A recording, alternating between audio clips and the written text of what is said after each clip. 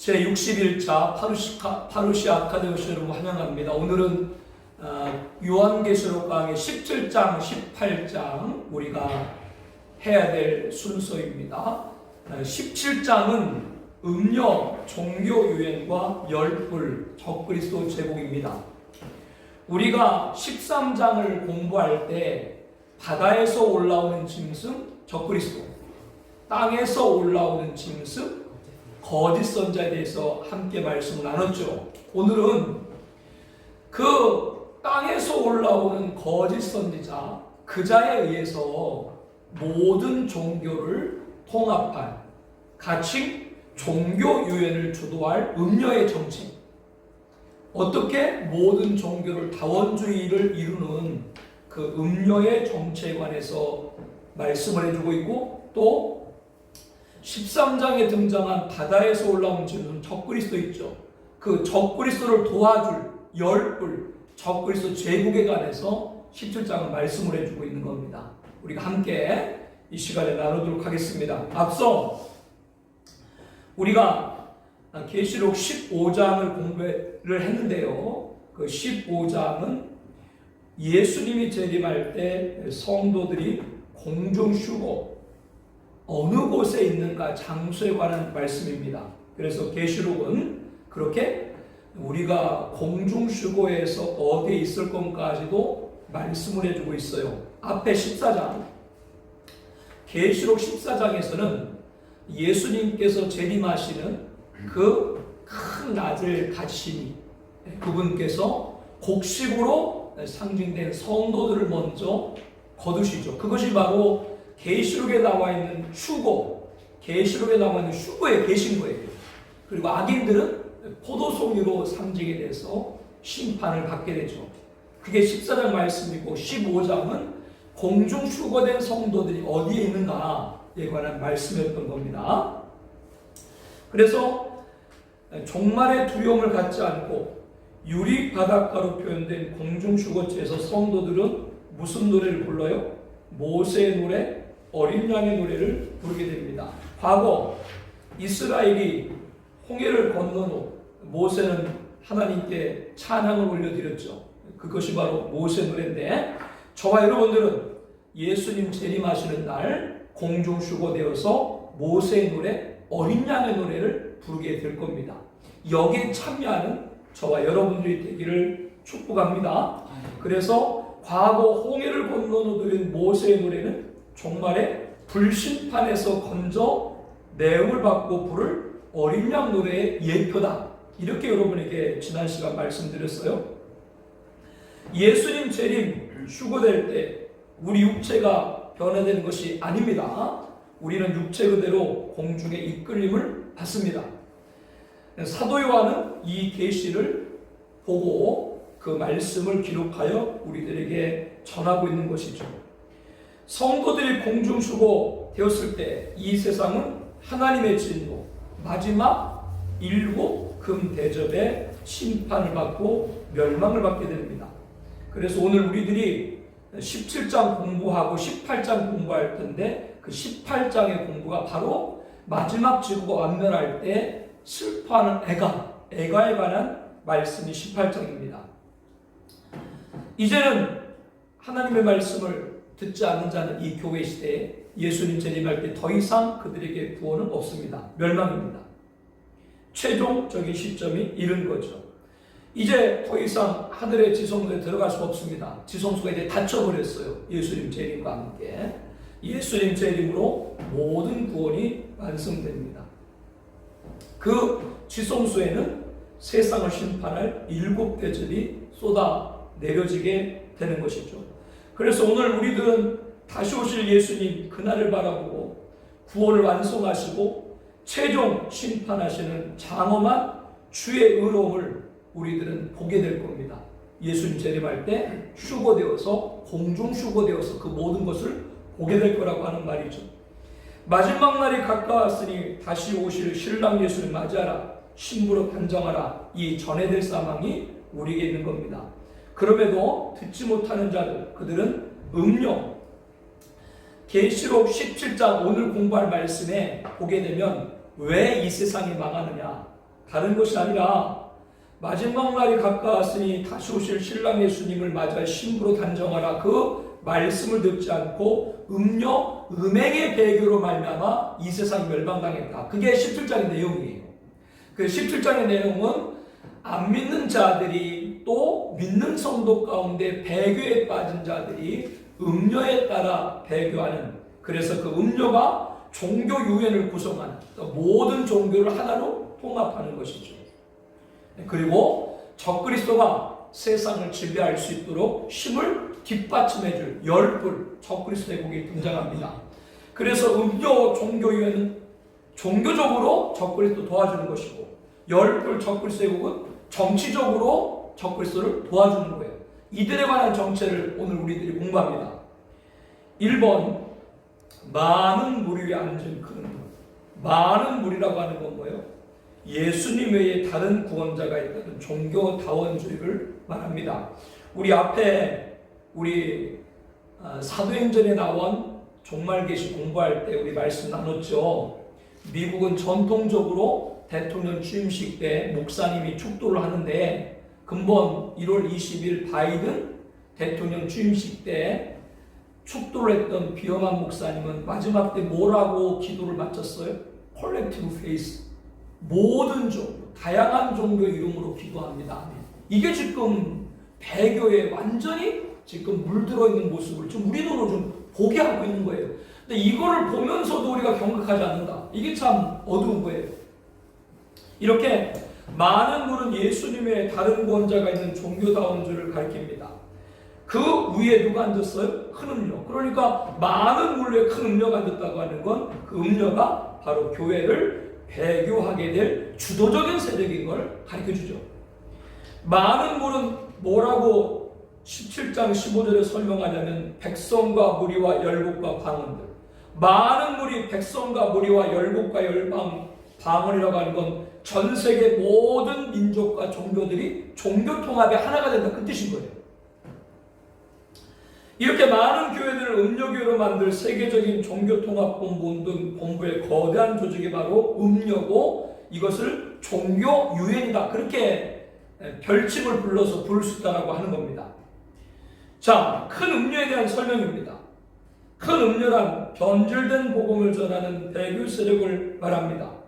우리 오전 시간도 말씀을 나눴습니다. 특별히 성도님들 마지막 때 오직 예수 믿음에 충만해야 돼요. 절대로 변질되고 잘못된 세상에 빠지면 안 됩니다.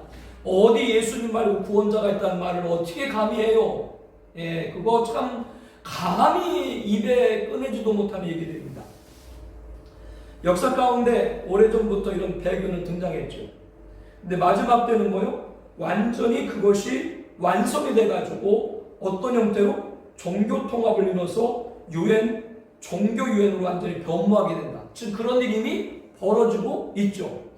유엔 산하에 종교 통합 본부가 있고, 로마 캐톨릭 산하에 종교 일치 본부가 있고, 우리나라 카톨릭, 한국 천주교 주교회 산하에 종교 일치 운동 본부들이 이미 다 오래전부터 구성돼서 활동을 하고 있습니다.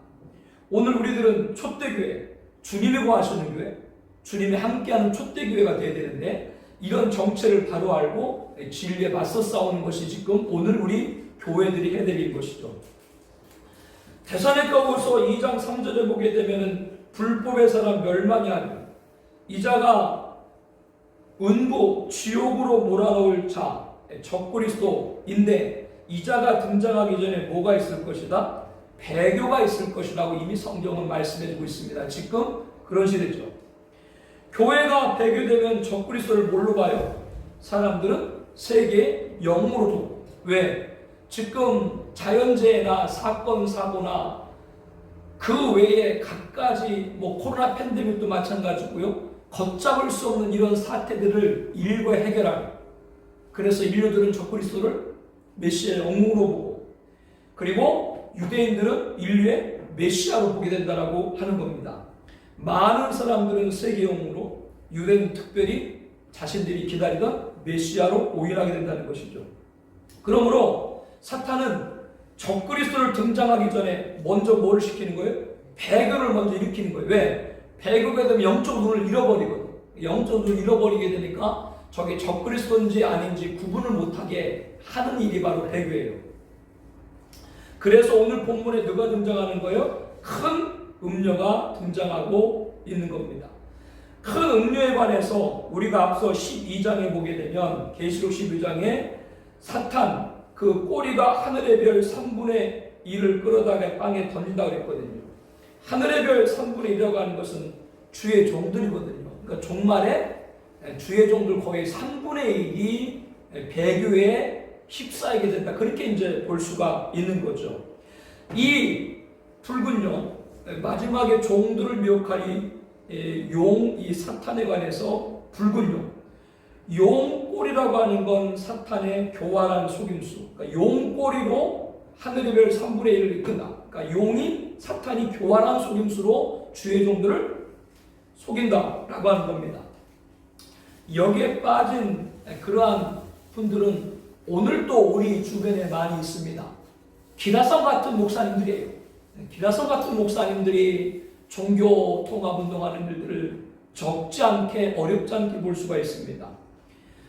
사탄이 타락한 주의 종 하늘의 별 3분의 1을 끌어다가 땅에 던지는 것은 배교에 대한 이야기고, 계시록 8장에 보게 되면 셋째 나팔이 나오는데 그 셋째 나팔이 불려줄 때 순수, 그 순수기 강의 3분의 1을 여러 셈에 떨어져요. 즉 순수군 악한 사상을 말하고 교회를 상징하는 강들의 3분의 1에 떨어져서 주의 종들이 먼저 배교하고 그들에 의해서 잘못된 사상이 교회 강단을 침입을 하는 것이고 교회 강단을 덮어버리는 거죠. 그러니까 그거를 마시는 성도들 어떻게 돼요? 바로 영적인 죽음, 배교에 이르게 된다. 이것이 바로 계시록에 나와 있는 배교의 과정입니다. 사탄의 땅에 떨어진 하늘의 별 3분의 1에 해당하는 주의 종이 행하는 일들, 두아데라 교회 보게 되면 그 교회가 좋은 교회였지만, 두아데라가 칭찬을 많이 받은 교회였지만 그들이 책망받은 건 뭐예요? 자칭 선제라고 하는 여자 이세벨을 용납했다. 이 이세벨은 어떤 짓을 해요? 계시록 2장 20절에 보니까 하나님의 종들을 가르쳐 꾀에 행함하고 우상의 제물을 먹게 하는다. 그렇기 때문에 이 이세벨, 계시록 2장 20절에 나와 있는 이세벨이 오늘 17장에는 뭐로 나오는 거예요? 그가 바로 음녀인 거예요. 음녀의 모습이 이렇게 나오는 겁니다. 2번 보겠습니다. 큰 음녀. 전 세계 확장과 조직은 사탄의 권세에 함으로 누구도 무너뜨릴 수 없다. 바꿔 말하면 종교 다원주는 이제 막을 수가 없습니다. 종교 다원주는 다원주로 가는 거예요. 문제는 어떤 것이 문제가 돼요? 주의 종들이죠. 그거를 종교다원주의, 배교라고 부르짖는 주의 종들이 있을 것이고, 거기에 묵인하거나 동조하거나 동화되는 주의 종들이 있겠죠. 그겁니다. 다원주의를 막을 수가 없어요. 그건 막을 수가 없습니다. 성경 그대로 가는 거예요. 중요한 거는 누가 촛대교회 진리를 사수한 목사인가라고 하는 거죠. 어느 정권도 단체도 이 다원주의를 막을 수 없습니다. 왜냐하면 17장 2절에 보니까 땅의 임금들도 음료와 더불어 음행했다. 바꿔 말하면 종교 유엔, 이 배교 종교 다원주의는 뭐와도 결탁해요? 땅의 임금으로 상징된 정치와도 결탁을 하는 거예요. 그렇기 때문에 정치단체 이런 사람들도 막을 수가 없는 거죠. 왜? 그들에게는 표가 중요한데, 자기들 표를 줄. 대선이 이제 얼마 앞으로 남지 않냐고 주요 정당의 후보들이 다 결정이 됐죠. 뭐 누구를 찍어야 될지 저는 잘 모르겠어요. 요번에 세워진 그런 대통령 후보들 가운데 기독교 배경에 있는 분은 한 분도 없죠. 예수 믿는 분 한 분도 없습니다. 제가 알기로는 한 분도 없는 걸로 다 알고 있어요.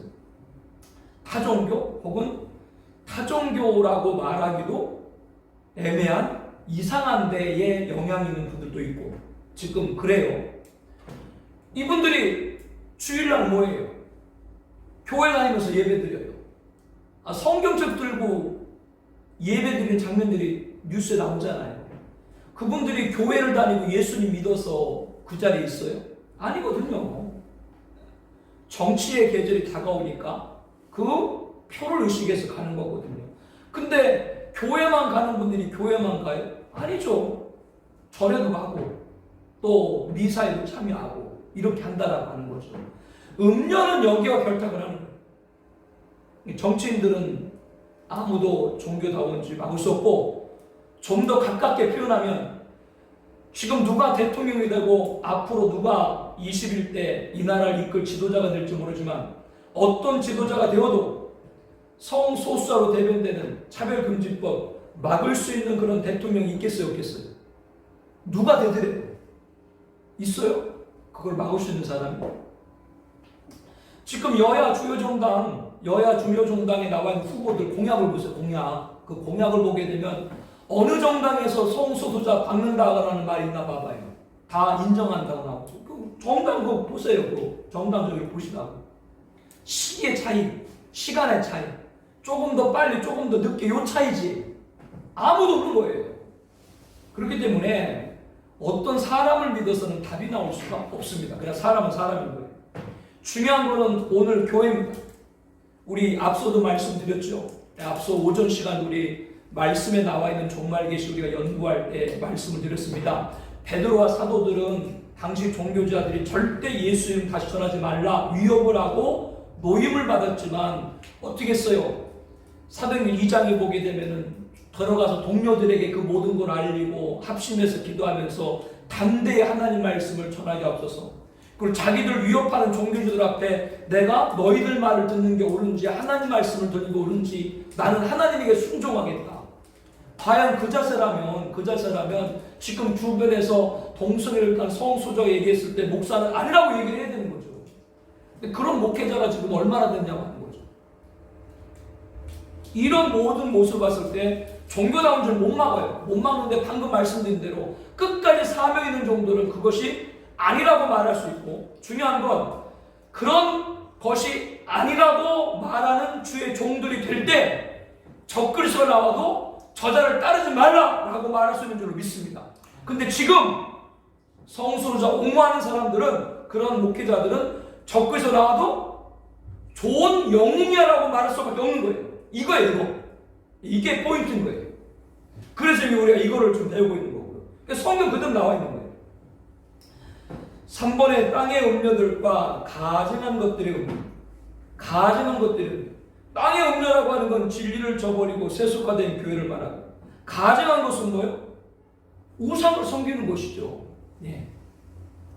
이들의 모체가 누구예요? 그게 큰 음료예요. 큰 음료의 모체는 이 일을 하는 겁니다. 17장 15절에 보게 되면 많은 물류에 앉은 큰 음료란 종교다원주의가 광범위하게 전 세계적으로 확장된 것을 가리키고 있다. 또 조직의 거대한 규모를 뜻하는 큰 음료가 교회를 포함한 모든 종교를 대표하게 될 것이다. 음료라고 했는데 그냥 음료라고 하지 않고 큰 음료라고 하는 건 기독교를 포함한 모든 종교를 종교 통합할 의미라 해서 큰 음료라고 표현했다. 그 뜻이에요. 큰 음료는 막대한 영향을 행사하게 되는데 짐승 적그리스도와 협력해서 나온다. 당연히 이것은 그럴 수밖에 없죠. 그래서 서론에 말씀드리는 것처럼 13장에서는 바다에서 올라온 짐승 적그리스도를 말하고 있고 17장에서 뭐요? 그 적그리스도를 등장할 수 있도록 길을 열어주는 음료의 정체를 가르쳐주고 있는 거예요. 오늘 우리들에게 뭐요? 정신 차려라 그 얘기입니다. 4번에 천주교와 개신교는 아무 관계가 없습니다. 우리 교회가 속한 총회에서도 천주교 딱 2교라고 나와 있어요. 우리 총회에도. 아무 관계 없어요. 천주교 우리와. 그런데 개신교 인사들 가운데 천주교와 손잡는 분들이 있지요. 그들은 천주교가 지향하는 모든 종교를 통합하는 일에 하나가 되고자 하는 겁니다. 바로 배교의 거대한 조직이 형성되고 있죠. 이 배교의 거대한 조직이 형성되고 있는 이 과정들이 바로 뭐예요? 큰 음료. 그 자리에서 종교 유엔이 지금 만들어지고 있다. 2015년 유엔 설립 70 기념 총회였거든요. 개막 연설자가 누구냐? 유엔 총회 때 처음에 개막 연설을 하는 그 순서가 뭐 미국이라든가 러시아라든가 중국이라든가 강대국이거든요. 그래서 서로 막 그것 때문에 신경전을 펼쳐요. 서로 먼저 하려고. 그런데 70주년이라고 하는 기념비적인 유엔 총회 때 그때 첫 번째 개방 연설자가 누구였어요? 교황이에요. 여러분, 교황이 있는 바티칸 시국은 한 국가잖아요. 조그만. 그런데 유엔에 없어 보여요. 정식 가입 국가가 아니에요. 그런데도 교황이 그 자리에 첫 번째 연설자라고 하는 건 교황의 위치가 전 세계 로마 캐톨릭의 수장만으로서 가는 위치가 아니라 정치적인 그 영향력을 지금 갖고 있는 거죠. 지난번에 문재인 대통령이 정상회의 때문에 G20 이탈리아 방문했지 않습니까? 그래서 정상하기 전에 어디 들렸어요? 바티칸시국 들려가지고 재임 대통령 가운데 2번씩 교황을 방문한 사람은 처음이에요. 문재인 대통령이. 거기서 문재인 대통령이 하신 게 뭐예요? 방북해달라. 북한 거기에서 방문을 해달라. 우리 한반도 이익을 위해서 그런 일을 문재인 대통령이 했겠죠. 그런데 그 일을 그렇게 하도록 요청한 걸 봤을 때 교황이라는 자리가 단순히 상징적인 자리 아니라 그만큼 그분의 영향력이 무시할 수 없다라고 하는 걸 보여주는 거죠. 미수교 국가거든요. 우리나라도 교황청 대사가 있죠. 우리나라도 교황청 대사가 있고, 지난번에 첫 번째로 교황청에는 국가이기 때문에 장관들이 있어요. 우리나라에서 첫 번째로 교황청 장관으로 한 그 사제가 부임해 갔거든요. 그러니까 우리나라 위상이 지금 캐톨릭 위상이 높여지고 있는 거죠. 미수교국들이 있는데 중국도 미수교국이고, 중국은 일개 중국 원칙으로 해서 중국하고 수교하려면 대만하고 전부 단교해야 되잖아요. 우리나라도 단교했잖아요. 몇 개 안 돼요. 미수교국이 몇 개 안 돼요. 중국 때인데 그 중에 하나가 북한이에요. 그러니까 이제 그 문을 여는 건데, 그런 일을 좀 주도적으로 하는 것이 교황인데, 교황이 하는 그런 일들은 결국 다른 면에서는 정치적인 분 안에 다른 면에서 어떻게 해요? 종교를 지금 하나로 좀 해나가려고 하는 그런 작업들이죠. 그래서 거짓 선지자, 계시록 13장에 나와 있는 땅 위에서 올라온 짐승을 거짓 선지자로 보는데, 그 거짓 선지자의 유력한 자로 교황일 걸 예측을 해요. 그런데 그 교황이 오늘 본문 17장에 누구와? 종교 유엔의 수장인 음녀와 밀접한 관계를 갖고 있다. 그렇기 때문에 교황의 일거수일투를 우리가 한번 주시해서 볼 필요가 있는 거예요. 이제 그 부분에 관한 연결입니다. 이렇게 모든 종교를 통합하는데 누가 지금 구심점으로 일하고 있어요? 천주교입니다. 네, 천주교. 그런데 그 천주교가 손잡는다? 이건 너무나도 위험합니다. 중세시대 때 캐톨릭이 세계 모든 종교를 좌지우지했잖아요. 먼제부 발생을 하고. 그래서 이제 종말론 연구하는 한 분은 뭐라고 표현하냐면, 중세 때 그렇게 이제 로마 캐톨릭이 타락했잖아요. 그래서 마지막 때 종교 통합을 한 목사님은 뭐라고 표현하면 제2의 로마 캐톨릭이다. 그렇게 표현해요. 제2의 로마 캐톨릭이다. 그러니까 캐톨릭을 중심으로 종교들이 하나가 돼서 아주 크게 타락. 어떤 게 타락이냐? 다른 것보다도 무서운 게 뭐가 무서우냐면요. 중세 때는 면제부 팔았잖아요. 잘못된 일이죠. 근데 여러분, 면제부를 팔았는데 면제부 팔았다가 회개하면 용서해? 용서 받아요? 못 받아요? 용서 못 받아요? 받죠. 그런데 예수님 외에 구원자가 있다 말하면 구원 받아요? 못 받아요? 그리고 지금은 더 큰 죄, 면제부는 아무것도 아닌 거예요. 그 일을 주도적으로 하는 게 천주교고, 거기에 지금 개신교에 손잡고 있다. 이거는 그 말도 안 되는 얘기인 거예요. 뭐 면제부 팔았다, 뭐 중세 로마 캐톨릭이 뭐 타락했다? 그 나쁜 일이죠. 그러나 그 모든 건 다 회개하면 용서받아요. 근데 예수님 외에 구원자가 있다? 어떻게 지금은 중세에 비교할 수 없는 타락이 있는 시대가 지금 보이지 않는 타락, 영적인 타락이죠. 배교죠. 다 예수님을 잃어버리게 만들어버려요. 그래서 베드로가 요엘 선지자의 설교를 말씀을 인용하면서 했던 말씀이 누구든지 주의 이름을 불러라, 주님께 돌아서라. 이게 메시지였는데, 지금 교회 시대 때 주님께 돌아서는 것이 아니라 세상으로 전부 돌아가 버리는 거예요. 예수 다 잃어버려. 이 일을 하는 일이 바로 큰 음료라고 하는 거예요. 거기에 손잡는 게 천주교고 그 일을 주도적으로 하는 것이 지금 교황이다라고 하는 겁니다. 5번. 이 음료는 손에 뭐를 가져요? 금잔을 가져. 땅에 사는 자들은 뭐예요? 음행의 포도에 취하게 금잔에다가 포도주를 부어. 그러니까 얼마나 멋있게 보여요. 그런데 그 금잔의 포도주는 뭐를 상징하는 거예요? 바로 배교를 상징하는 겁니다. 그걸 다 마셔서 취하게 한다는 뭐라고 하는 거예요? 다 그 변질된 복음인 음행 포도주에 사람들을 취하게 해서 거기에서 헤어나지 못하게 되는 것이죠. 예수님의 십자가 대속, 구시대의 복음에 인기가 없어. 그런 얘기하면 사람들이 안 들어. 인류가 환영하고 모든 종교가 하나로 드리는 복음. 이것이 지금은 좋아. 모든 사람이 함께 믿는 걸 믿어라. 종교 통합. 이거를 사람들은 좋아하지. 유일한 구원자 예수 안 듣게 된다라고 하는 겁니다. 뭐에 취해요? 음행의 포도에 취하는 것이죠. 이것이 바로 큰 음료 손에 쥔 금잔에 든 음행의 포도주다. 이렇게 비유할 수 있는 거예요.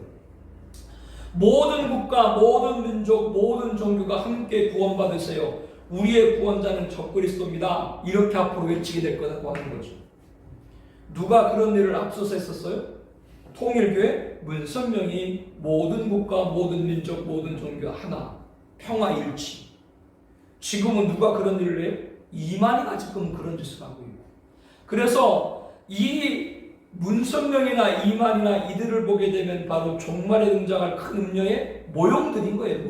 모형들인 거예요. 지금 다 정치인도 일치하자고 그러고 종교도 다 일치하자고 그러고 말은 좋은데 그 말에 담긴 뜻은 뭐예요? 예수님만 없애라, 그 뜻입니다. 이번에 다음 큰 음료가 세상에 미친 영향에 대한 설명으로 바르지 않은 것을 보시죠. 이 여자가 누구를 올라탔어요? 붉은 빛 짐승. 이 붉은 빛 짐승은 누구예요? 적그리스도입니다. 용. 앞에 계시록에 보게 되면 용을 갖다가 어떻게 표현하고 있냐면 큰 붉은 용. 그리고 적그리스도를 상징하는 짐승도 무슨 빛? 붉은 빛. 이 이야기들은 음료와 적그리스도와 사탄이 뭐요? 하나로 움직이는 걸 말합니다. 음료도 무슨 색깔이요? 붉은 빛이고요. 짐승도 무슨 색깔이요? 붉은 빛이고요. 사탄도 무슨 색깔이요? 붉은 색깔이고요. 공산주의가 무슨 색깔이에요? 그러니까 빨간색인 거예요. 빨간색입니다. 짐승 적그리스도는 음료를 이용해서 모든 종교를 손해놓는다. 여기서 이거 주목해야 돼요. 짐승 적그리스도와 거짓 선자는 뒤에서 누구를 조정해요? 음료를 조정해서 종교 유행복 만든다라고 하는 겁니다. 예수 대신 메시아로 올라서서 적그리스도가 절대적 존재로 등장하게 되죠. 그래서 음료 또한 적그리스도의 세계 통치의 한 세력으로 자리잡힙니다. 나중에 적그리스도가 세계를 지배하잖아요. 그 지배할 때 음료도 뭐요? 적그리스도를 도와줬으니까 한 그 세력을 갖게 된다. 근데 나중에 공부하겠습니다만은 음료가 나중에 어떻게 돼요? 자기가 그렇게 해가지고 적그리스도를 도와줬어. 적그리스도가 종교 통합을 음료를 통해서 이룰 수가 있었어. 그래가지고 전 세계의 통치자가 됐어. 통치자가 딱 되고 난 다음에 어떻게 해요? 적그리스도가 음료를 다 벌거벗겨서 불살라버려. 왜? 이용 가치가 떨어져 버렸거든요. 이것은 오늘 우리들에게 뭘 보게 돼요? 지금 배교하는 사람? 그 배교하는 사람 누구한테 심판당해요? 적그리스도에게 심판당해요. 하나님의 심판 방법 가운데 악을 악으로 심판하는 거 성경에 나와 있는 거 알죠? 그렇게 마지막 아주 비참하게 마지막을 당해요. 근데 배교에 앞장선다? 결국 이것은 제가 몇 번이고 누누이 강조하지만 배교에 앞장서는 사람들은 그렇기 때문에 뭐를 모르기 때문에 앞장서는 거예요? 계시록 종말론을 모르기 때문에 그런 일을 하는 거예요. 종말론을 보면 배교한 사람들이 나중에 어떻게 그들이 최후를 맞이하게 되는 비참함이 있는데 감히 그 일을 어떻게 합니까? 그러니까 계시록 종말론 안 하니까 그런 뭐 천주교한 손잡고 다리로 손잡는 걸 아주 뭐 좋은 일처럼 하는 거예요. 비참합니다. 운명의 마지막은 비참합니다. 완전 적그리스도에 해가지고 거짓 선자 해가지고 완전 초점에 버림받고 불살라서 완전 다 죽어버리고. 큰 음료 자줏빛과 붉은 빛도 똑같죠. 큰 음료도 뭐요? 사탄과 거짓 적그리스도 똑같이 붉은 자줏빛, 붉은 빛도 음료의 사상이죠. 진정한 복음도 아니고 진리도 아니죠. 붉은 빛 그러면 이것은 진리가 아닌 그런 사상을 의미하죠. 붉은 빛이 무슨 적그리스도와 같은 빛깔이죠. 예수님 당시에 유대인들은 자신들은 하나님을 잘 섬기고 있다고 생각했잖아요. 자기들은. 그들의 사상이 그러나 붉었던 것이죠. 그래서 사탄의 색깔을 갖고 있었기 때문에 예수님을 결국 어떻게 했어요? 십자가에 못 박았습니다. 아무리 그 사람이 겉으로 빨간 색깔이 아니고 파란 색깔의 옷을 입어도 예수님을 배교하면 무슨 빛과 똑같은 거예요? 그 사람 붉은 빛인 거예요. 이게 바로 사상입니다. 종말의 배교의 교회와 유대인들은 잠시 동안 붉은 빛 짐승 적그리스도를 메시아로 영접할 것이다. 그 자를 이렇게 메시아로 영접하도록 이를 주도할 자가 뭐요? 자줏빛 붉은 빛 옷을 입은 큰 음료다 라고 하는 겁니다. 오늘 우리들은 이 음료, 큰 음료, 종교, 유행 이 정체를 잘 알아야 돼요. 주변에 우리가 경각을 잘 해야 됩니다.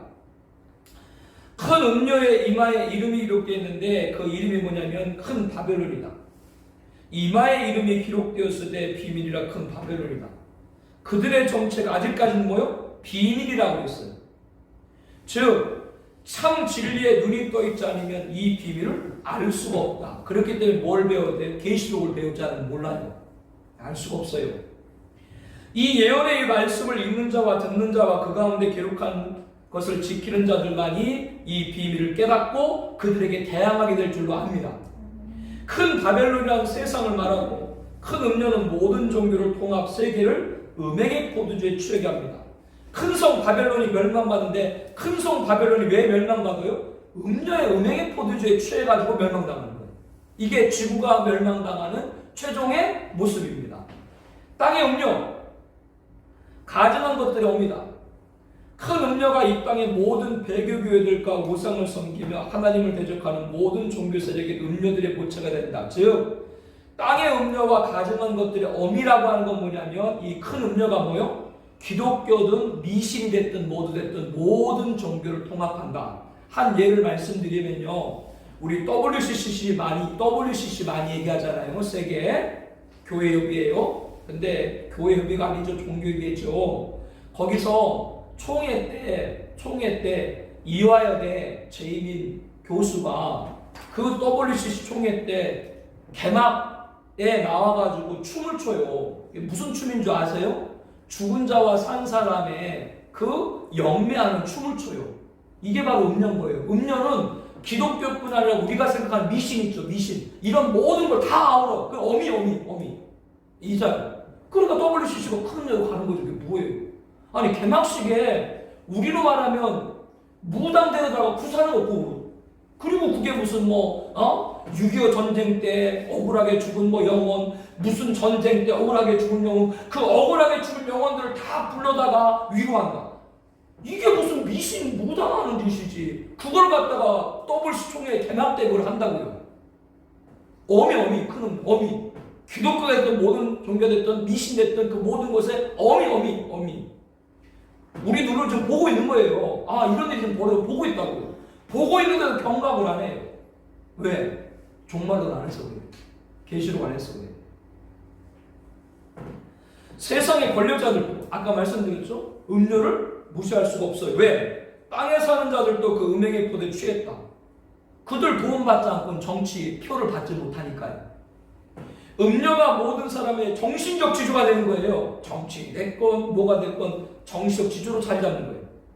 음료의 세력을 잡지 않고는 권력의 정점도 오를 수 없고, 여러분 우리나라 대기업 있죠? 그 대기업들 면면 봤을 때 예수 믿는 분은 제가 알기로는 한 분밖에 없어요. 근데 그 믿는 한 분도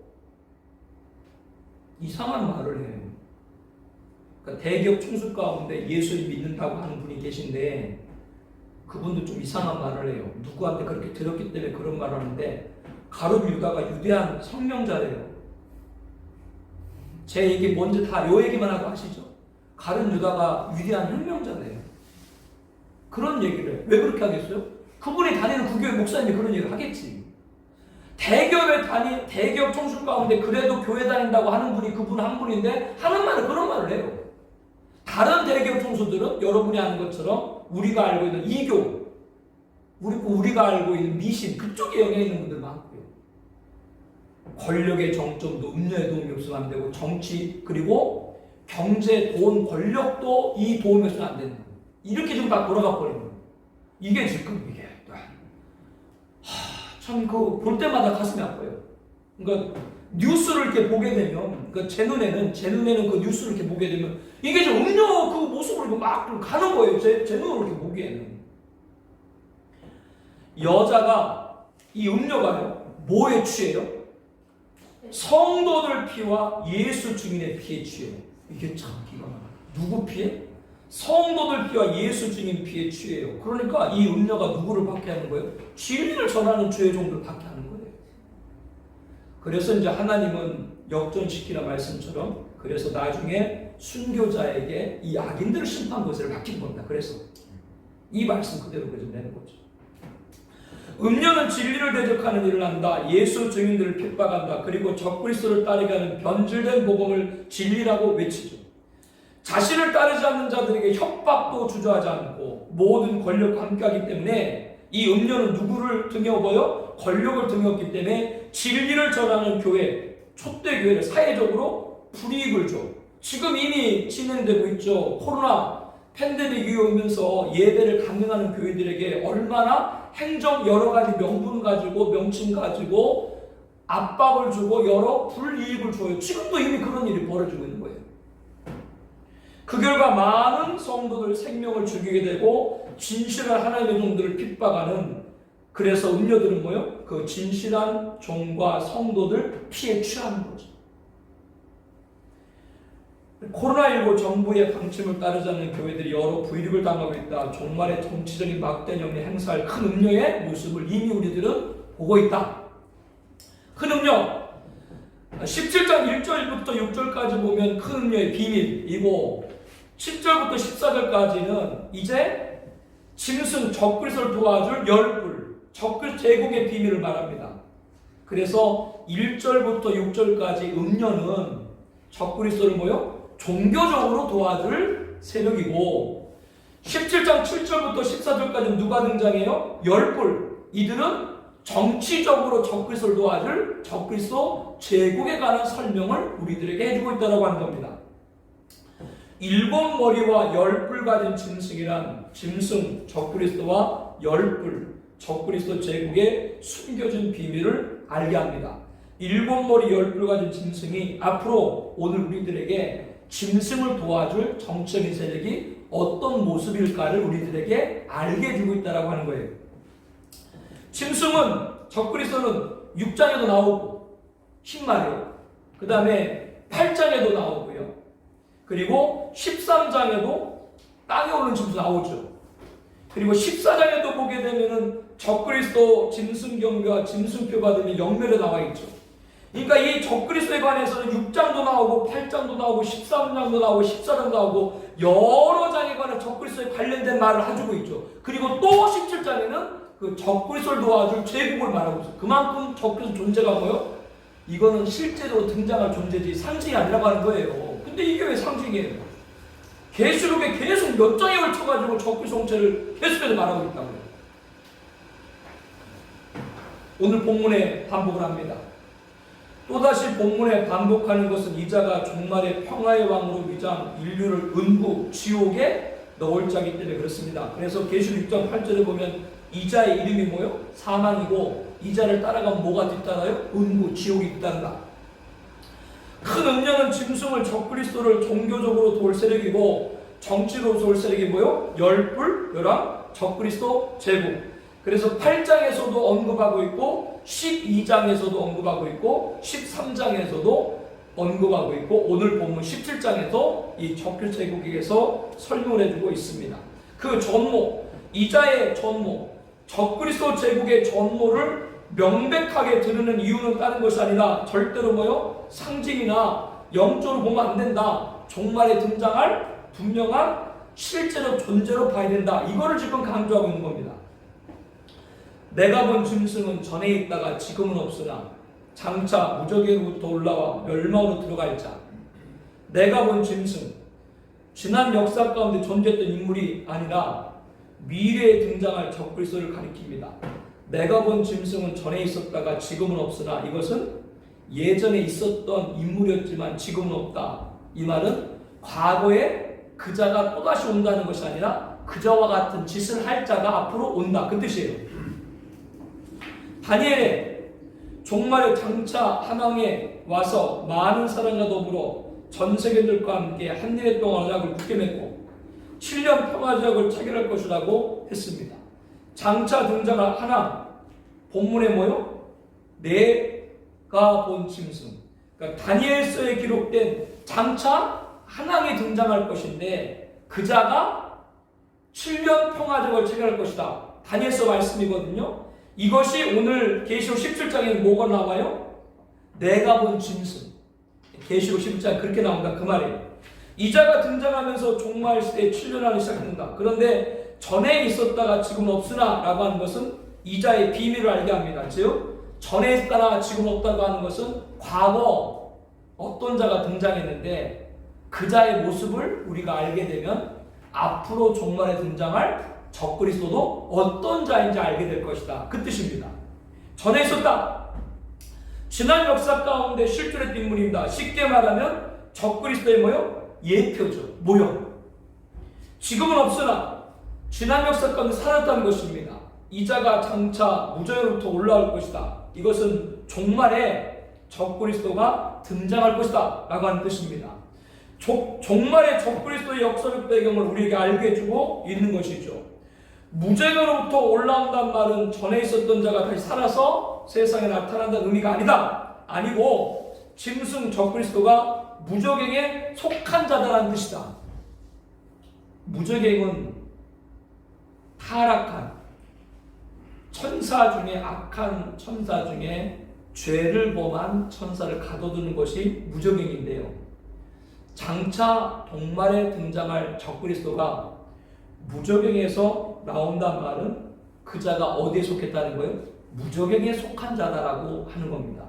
그래서 오늘 우리들이 다니엘서 공부했을 때 안티오쿠스 에피파네스 봤죠? 그 자가 수없이 우리가 말했습니다마는 성전을 더럽히고 돼지피를 뿌리고 제우스 신앙을 신고 이게 바로 계시록 10장에 나와 있는 전에 있다가 근데 죽었죠 그 자는. 죽었다 앞으로 등장할 자가 있는데 그 자가 어떤 자요? 과거 안티오쿠스 에피파네스 같이 악행을 범할 자가 앞으로 등장할 거다. 그 자는 어디에 속한 자요? 무저갱에 속한 자이기 때문에 뭐요? 무저갱의 사자라고 이렇게 말하고 있습니다. 무저갱의 사자라는 건 뭐요? 사탄의 사자. 하나님의 사자가 뭐예요? 천사죠. 하나님의 사자가 천사죠. 그와 말 의미를 함께 볼 때 적그리스도는 누구의 사자라고 하는 거예요? 사탄의 사자다라고 하는 말이에요. 그거를 이 계시록 9장 1절에 뭐라고 나왔어요? 무저갱의 사자다 이렇게 말하고 있습니다. 4번에 보게 되면 안티오쿠스 에피파네스의 사세에 관한 설명입니다. 이것은 많이 했기 때문에 넘어가겠습니다. 쭉 여러분들이 읽어보세요. 148쪽에 5번 보세요. 전에 있었던 자는 다니엘서 작은 뿔로 상징된 안티오쿠스 4세로 그저와 같이 종말에 적그리스도 등장을 해서 성전을 우상으로 더럽히고 하나님을 대적하고 제사를 금지시키고 종교적으로 이스라엘 백성을 핍박하고 정치적으로 인류를 잔혹하게 통치할 것이다. 다니엘서 7장 7절에 안티오쿠스 4세 악행에 관해서 말씀을 하고 있고 데살로니가후서 2장에 보게 되면 적그리스도 불법의 사람이 하나님의 성전에 자기가 뭐요? 하나님이다. 이 자를 같이 예표해주고 있는 거죠. 멸망으로 들어갈 자다. 결국 이 자는 뭐요? 나중에 멸망으로 들어가야 돼요. 그래서 계시록 19장에 보게 되면 예수님 재림하시고 적그리스도 어떻게 심판받습니까? 산채로 유황불 붙는 못 지옥에 던져져요. 왜? 이 자는 17장 8절에 뭐라고 나왔습니까? 멸망으로 들어갈 자라고 했기 때문에 산채로 유황불에 던져집니다. 다니엘서 7장에 봐도 그 자가 그런 똑같은 멸망의 모습을 기록을 하고 있죠. 4번의 다음 열불에 대한 설명으로 바르지 않은 것을 고르시오. 이제는 열불에 관한 설명입니다. 일본 머리와 열불을 가진 짐승이다. 일본 머리는 여자가 앉은 7산이 있고 일본 머리는 7왕이다. 7왕 중에 5은 망하였고 하나는 있다. 여기에 나와 있는 7머리가 어떤 정체인가? 성경에 이스라엘을 핍박하거나 이스라엘 정복한 제국들이 쭉 기록되어 있는데 성경상에 볼 때 가장 첫 번째 이스라엘 핍박했던 제국들이 어디예요? 애굽이죠. 여러분 그 야곱이 요셉 아들 때문에 애굽에 내려가게 되는데 우리가 430년간 종살이했다라고 이렇게 얘기를 하는데 실질적으로 애굽에서 이스라엘 사람들이 노예 생활한 거는 130년 정도로 보죠. 그 이유는 한 100년 정도 뭐 이렇게 보는데 그 이유는 다른 것이 아니고 요셉 때는 이미 총리였기 때문에 유대인들이 핍박을 당하지 않았잖아요. 그 성경에 나오잖아요.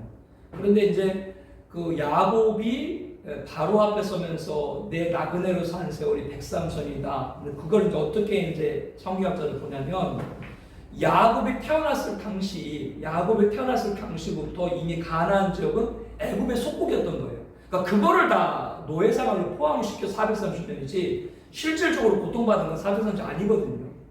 그 계산을 해보게 되면 230 빼게 되면 사실 아니거든요.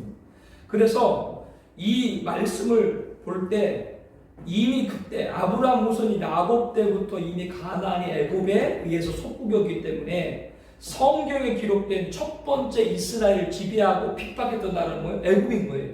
거기서부터 시작이 되는 거예요. 그리고 이제 우리가 잘 열왕기상하 또 역대상하에서 보듯이 그 후로 등장하는 것이 뭐예요? 아수르고 북이스라엘이죠. 그 후로 등장하는 게 바벨론 남유대죠. 또 이제 나중에 메데바사, 페르시아죠. 지금의 이란입니다. 그리고 헬라, 우리가 잘 아는 알렉산더, 예루살렘 정복했지 않습니까? 사도 요한이 이 성경을 기록할 당시 방금 말했던 애굽, 아수르, 바벨론, 메데바사, 헬라는 이미 망한 것이고 사도 요한 때 당시 이스라엘은 또 요한도 지금 담보섬에서 누구 때문에 지금 핍박을 받고 있는 거예요? 로마. 지금 하나는 있고 하나는 이르지 않았다. 사도 요한 기준 때. 그러니까 앞으로 우리들이 봤을 때는 뭐요? 로마까지 다 이루어진 것이고 우리 때 아직 다른 하나만 아직 이루어지지 않은 거죠. 종말에 등장할 마지막 제국을 뭐라고 말하는 거예요? 적그리스도 제국이다. 왜?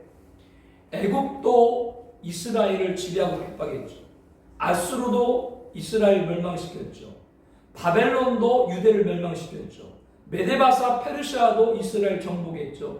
헬라도 정복했죠. 즉 여기 지금 쭉 나열하고 있는 제국들은 다 누구를 핍박하거나 지배했어요? 이스라엘이거든요. 그렇기 때문에 이들을 갖다가 우리들이 사탄의 나라라고 얘기하는 거예요. 이스라엘은 하나님의 나라, 상징적으로. 그러니까 마지막 제국도 뭐요? 사탄의 나라, 적그리스도 제국인 거죠. 왜? 이스라엘을 없애야 되니까. 그렇게 여러분들 이해하시면 됩니다. 일곱째 제국은 7산 중에 7째 산을 말한다. 7째 제국이 이르면 반드시 잠시 동안 머무리라. 자, 7째 제국이 마지막 제국인데 그 마지막 제국의 수명이 안에서 뭐라 그랬어요? 잠시. 왜 잠시라는 말을 했을까요? 3년 반이에요. 5,4년 반. 잠시. 그래 잠시예요. 이자가 왕으로 누릴 권세가 짧다. 왜냐하면 적그 통치는 몇 달에 불과해요? 42달이죠. 역사적으로 첫째 제국부터 6째 제국까지 애굽, 아수르, 바벨론, 메데바사, 헬라, 로마는 연속적으로 존재했죠. 쭉. 그런데 로마가 멸망하고 오늘까지 많은 시간이 지났는데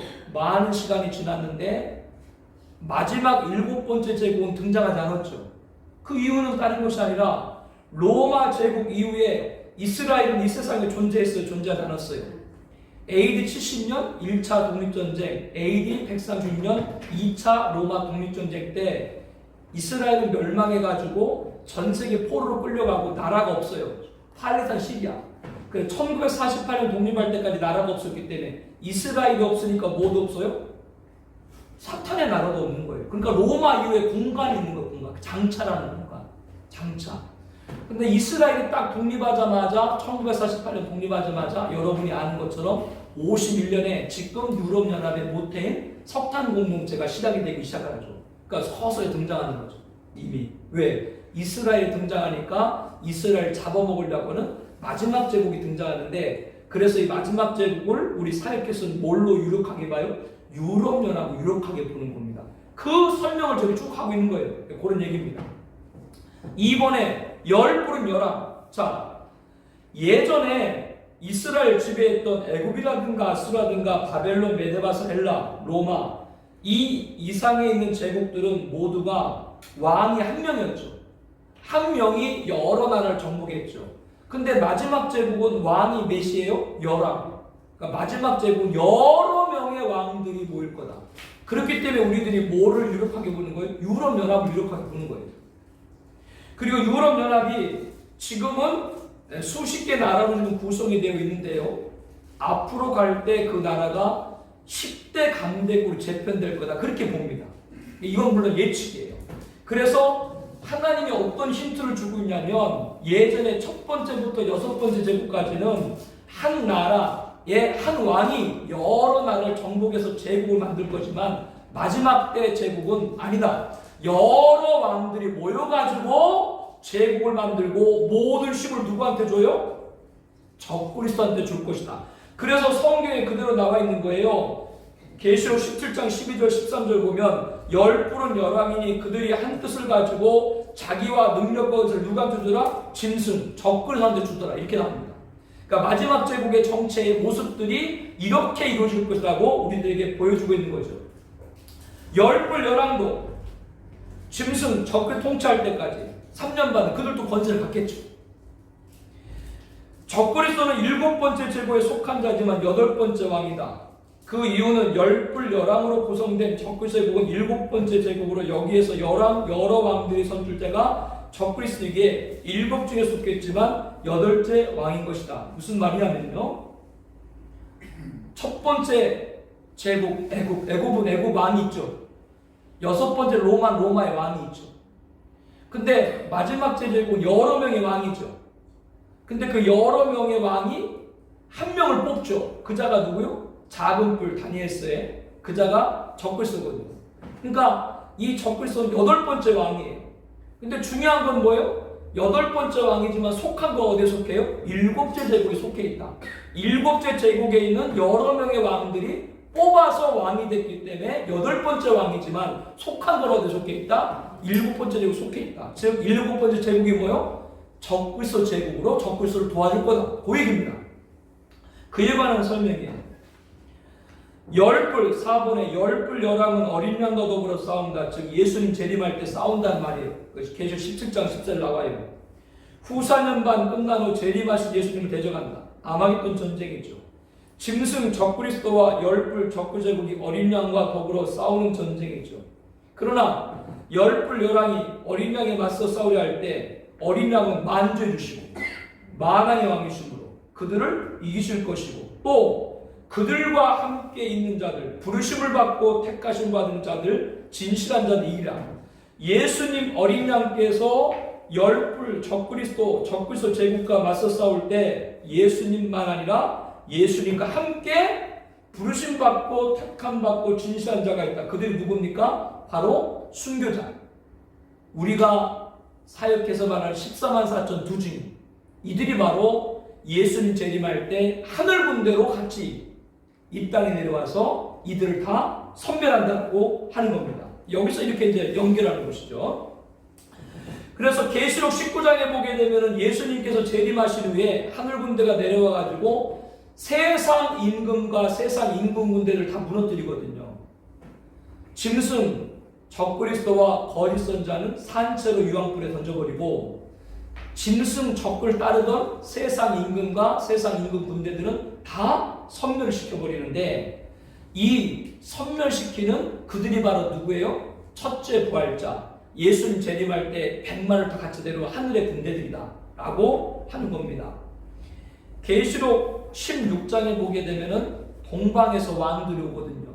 동방에서 왕이라고 하는 건 동쪽에서 오는 왕들을 가리키는 것이 아니라 여기 말씀에 등장한 열불 열왕을 가리킵니다. 이들을 가리킵니다. 스가랴서에도 말씀 보게 되면 열왕, 여러 왕들이 올 것이라고 얘기를 합니다. 그 말씀과 다 연결되는 겁니다. 5번, 큰 음료에 대해서 1절부터 17장 1절부터 16절까지 누구에 관한 큰 음료를 설명하고 7절부터 14절까지 누구요? 열불, 적을 도와줄 제국을 설명하고 다음에 15절에서 18절까지는 음료에 관해서 언급을 하고 있어요. 여기서 잘 보세요. 이것은 열불이 섬멸되는 아마겟돈 전쟁 후 음료가 심판받는 것이 아니라 계시의 순서상 배정이다. 다음 큰 음료의 최종 운명에 대한 설명으로 다르다는 것이요. 무슨 말이냐면요. 17장 1절부터 6절까지는 아까 큰 음료를 우리가 배웠죠. 그리고 17절부터 14절까지는 짐승을 도와줄 열불에 대해 공부했죠. 그런데 15절부터 18절까지 다시 음료가 등장하거든요. 이것은 어떤 의미냐면 짐승을 도와줄 열불, 이 적그 제국은 세상 있는 군대들은 예수님 재림할 때 심판받거든요. 근데 큰 음료는 전사년만 끝나고 후사년만 적그리스도가 세상을 통치할 때 적그리스도에 의해서 죽임을 당하거든요. 이 큰 음료가 심판받는 건 열불 적그 제국보다 그러니까 앞에서 심판을 받는 거죠. 그런데 17장 구성상 음료가 심판받는 걸 뒤로 기록해놨다. 그러나 그렇다고 해서 음료가 심판받는 시점이 예수님 재림 이후가 아니라 음료가 심판받는 건 누가 활동할 때? 적그리스도가 활동할 때인 후사년반이다. 왜? 적그리스도에 의해서 죽임당하기 때문에 당연히 적그리스도가 활동할 후사년반에 음료가 심판받는다. 그 얘기예요. 그 얘기니까 그냥 그렇게 보시면 돼요. 아까 1절에 많은 물이 앉는 큰 음료가 나오고 15절에 보면 음료가 앉아있는 물은 백성과 무리와 열국과 방언이다 이렇게 말했죠. 그러니까 1절에 나와 있는 많은 물이 앉은 큰 음료나 15절에 나와 있는 음료가 앉아있는 물은 백성과 무리와 열국과 방언이다. 1절에 나와 있는 음료나 15절에 나와 있는 음료나 동일한 인물이죠. 전 세계를 대교시킨 음행이죠. 왜? 백성과 무리와 열국과 방언, 전 세계를 다 음행의 포도에 취하게 한 거예요. 음료는 종교를 통합한 종교위원회의 수계고 세상 임금들을 좌지우지해요. 왜? 처음에는 아까 말씀했던 것처럼 이 음료가 누구를 타고 있어요? 붉은 빛 짐승을 탔죠. 그러니까 권력자들도 마음대로 하는 거예요. 왜? 그 종교적인 힘을 갖고 표를 주고 그 정치인들은 그 사람의 도움에 정치인이 되니까. 그러니까 이 음료가 막 세상 임금도 좌지우지한 거예요. 예전에 중세 때 로마 캐톨릭에서 한 때는 그 추기경의 왕들을 막 임명하고 그랬잖아요. 그와 같은 거로 여러분 보시면 돼요. 그런 일을 한 거예요. 그러니까 어떤 문제가 생기냐면 음료의 힘이 크잖아요.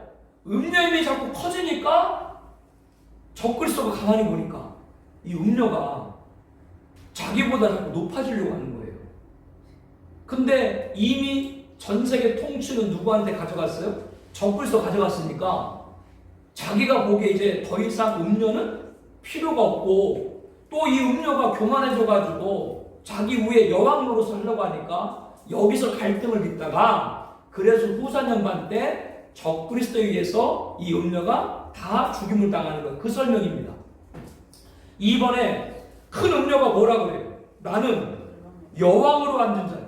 과부가 아니라 결단코 애통함을 당하지 아니하리라. 지금 이 음료가 말할 때 이 순간에는 이 시기는 적그리스도가 세계를 통치할 때거든요. 그런데 음료가 감히 야 내가 여왕이고 난 결코 애통을 당하지 않아. 하늘을 찌르지 그만. 찌르죠. 그러니까 누구 미움을 사요? 적그리스도의 미움을 사가지고 결국 열불과 짐승이 음료를 미워하게 돼요. 아 이거 더 이상 안 되겠다. 저 음료라도 안 되겠다. 그래서 3번에 짐승 적그리스도는 음료를 망하게 하고 벌거벗게 하고 그의 살을 먹고 불로 아주 사르리라. 아주 처참한 죽음. 음료는 한때 협력자였던 짐승 적그리스도에게 무자비한 처형으로 끝을 맺습니다. 이게 배교에 빠진 자들의 말로예요. 무시무시한. 이거를 성경을 본다면 배교 못하죠. 예, 그거 못합니다. 할 수 없습니다. 그 설명이 그렇게 보시면 되고요. 4번에 하나님이 자기 뜻대로 할 마음을 그들에게 주었다. 지금 무슨 말이냐면 하나님이 음료를 통해 교회를 배교케 한 것도 누구 뜻이에요? 사실은 하나님 뜻이에요. 왜? 마지막 때 알고가 주를 가르는 거예요. 이 세상에 42달간 짐승 적그리스도가 다스리게 한 거 누구 뜻이에요? 하나님 뜻이에요. 그것도. 종말에 하나님께서 구원의 완성을 이루기 위해서 이제 오신 예수를 심판을 이루시는데 그날 이제 자신의 백성들은 영광을 얻게 하시기 위한 그 순간에 누구를 통해서 음료, 거짓 선지자, 적을 통해서 참된 성도들, 진리를 부장한 성도들을 가려내는 거예요. 이게 다 하나님 뜻인 거예요. 왜 말세에 살아가지고, 왜 내가 예수님 재림 때까지 내가 살아가지고 그전에는 이런 일 안 당하고 그냥 예수 믿으면 천국 갔는데 왜 내가 예수님 재림 때까지 살아가지고 이런 큰 환난을 당해야 되냐. 그건 바꿔 말하면 그렇기 때문에 예수님 재림의 영광을 보는 겁니다. 왜? 예수님의 재림의 영광을 보는 사람은 죽음을 당하지 않고 이 모습 그대로 변화받는 줄 믿습니다. 그 영광을 아무한테 안 주는 거예요. 이게 더 존귀한 거죠. 왜 내가 마지막 때 살기 때문에 이런 시험과 이런 어려움과 환난 당하냐 라고 거기에 우리들이 보면 안 되고 그 마지막 때 다시 오실 큰 능력과 영광의 재림의 주를 맞이할 그 영광이 큰 거예요. 너무너무 교회사에 이거는 그 시대에 살아가는 성도밖에 없는 거예요. 그러니까 지난 역사 가운데 많은 믿음의 성도들이 다 그분 오심을 바라보고 순교도 마다하지 않았잖아요. 그거를 보기 때문에 이런 일을 당하는 겁니다. 성경이 바로한테 이렇게 말했죠. 바로한테 뭐라 그랬어요? 하나님이 이렇게 얘기했어요. 내가 하나님의 일을 위해서 바로 너를 세웠다. 애굽 바로를 세웠다니까. 누구를 위해서? 하나님을 위해서. 왜? 바로로 말미암아 하나님의 능력을 보이고 내 이름이 온 땅에 전파되게 하리라. 바꿔 말하면 왜 음녀가 등장하고 왜 거짓 선지자가 등장하고 왜 적그리스도 등장하는가? 누구의 능력? 하나님의 능력을 보이기 위해서 이 자들을 하나님이 도구로 사용하는 겁니다. 종말의 성취될 예언은 하나님의 섭리입니다. 인류 역사의 무대를 위해서 성취될 것입니다. 종국의 재림을 통해 구원이 완성되고 최종 심판이 이루어진 것입니다. 그래서 이 계시를 통해서 하나님의 뜻을 깨닫고 하나님 마지막 구원 역사에 참여하는 복을 누리는 저와 여러분 되는 줄 믿습니다. 근데 계시록에 대한 말씀을 하지 않으면 이게 다 닫혀버리죠. 야, 이게 다 닫혀서 뭐가 영광이고 내가 지금 뭐를 따르지 말아야 되고 어떤 영광을 사모해야 되고 뭐를 지켜야 되는지를 바로 지금 알지를 못하게 되는 겁니다. 이 말씀 보면 6번이요. 하나님이 자기 뜻대로 할 마음을 그들에게 주사 한 뜻을 이루게 하시고 그들의 나라를 그 짐승에게 주게 하실 때 하나님 말씀이 응하기까지 하십니다. 아까 말씀했던 것처럼 음료도 열불도 적그리스도도 짐승도 다 하나님이 주신 거예요. 왜? 하나님 말씀을 응하게 하기 위해서. 하나님이 자기 뜻대로 할 마음을 그들에게 주셨다. 이 말씀에서 그들은 짐승, 열불, 음료를 말합니다. 이들까지도 종말의 성자 하나님의 섭리 안에 있는 거죠. 그러면 대적달까지 하나님 섭리한 이유가 뭐라고 그랬어요? 아까 성경이 바로로 해도 뭐라고 말했습니까? 하나님을 내세웠듯이 하나님의 능력을 보이고 그 이름을 온 땅에 전파되게 하기 위해서 하나님께서 그 자들을 세운 거죠. 하나님께서는 이 세상을 42달 짐승 적그리스도가 다스리게 하실 일도 하나님의 뜻을 위한 것입니다. 열불 적그리스도 제국도 존재하고 짐승 적그리스도가 정적으로 세계를 지배할 수 있기 때문인 것이고요. 또 그들을 위해서 음료는 종교 유해를 통해서 종교 다원주의로 교회를 배교하게 하는 것도 하나님의 예언에 성취되기까지 허락한 겁니다. 억울해할 거 아무것도 없고 불공평하다 할 것도 아무것도 없어요. 하나님의 일을 성취하는데 어떤 분들은 진리를 사수하는 사람으로 쓰임받는 것이고 어떤 사람은요? 음료를 따는 데 쓰임받는 거예요. 성경 그대로입니다. 야곱은 에서는 미워하고 야곱은 사랑하고 그러면 토기장이도 자기 것을 자기 마음대로 만들 수 있는데 어떤 사람은 상실한 마음대로 그 내버려두는 것이고 우리도 상실한 자잖아요. 우리도 똑같이 상실하고 지옥 가는데 우리는 택한 거죠. 하나님이 택해가지고 우리들이 이 은혜를 한다는 거고 마지막에 복음도 마찬가지일 거예요.